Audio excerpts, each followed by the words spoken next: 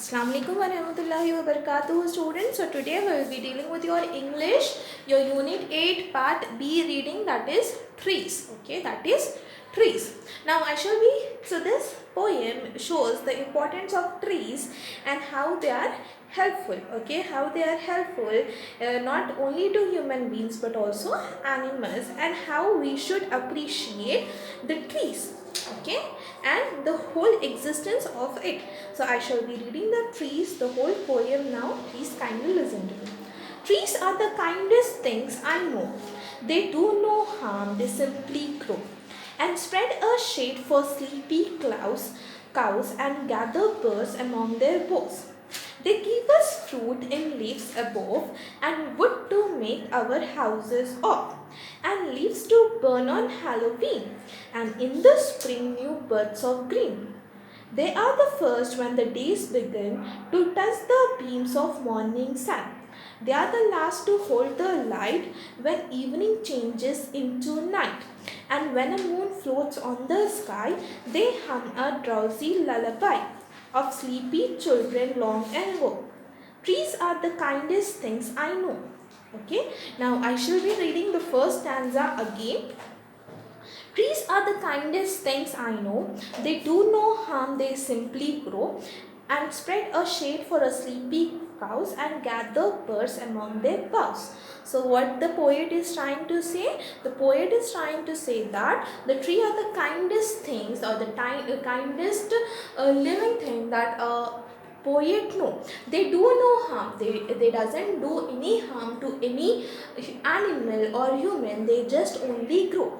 They gives a shade to the sleepy cows. Not only those, they also pours down towards the birds. Now second stanza. They give us fruit in leaves above, and wood to make our houses of, and leaves to burn on Halloween, and in the spring new buds of green. So in the second stanza, the poet is saying this not only gives us fruits, this gives us leaves, this gives us wood by which we can build our houses, and also leaves that we can burn on Halloween. Now Halloween is a type of occasion that is celebrated in Western countries in honor of death. Okay, in honor of dead people. Now in the spring new buds of green. Not only this, when winter is blown away and it's frozen, when the spring comes, it also new buds are also arose. Now, they are the first when days begin to touch the beams of morning sun. They are the last to hold the light when the evening changes into night.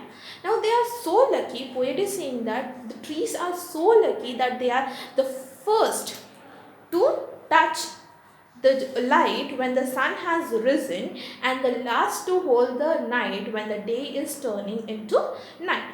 And when the moon floats on the sky, they hum a drowsy lullaby of a sleepy children long ago. Trees are the kindest things I know. And finally, when it's night and the moon is floating in the sky, they hum a drowsy lullaby. Okay, lullaby is nothing but a sweet hum that is sang by mother to her little toddler to make him or her sleep. Now to make this lullaby so that children can sleep. So the trees are the kindest thing. Now why poet is assuming that the trees are the kindest thing?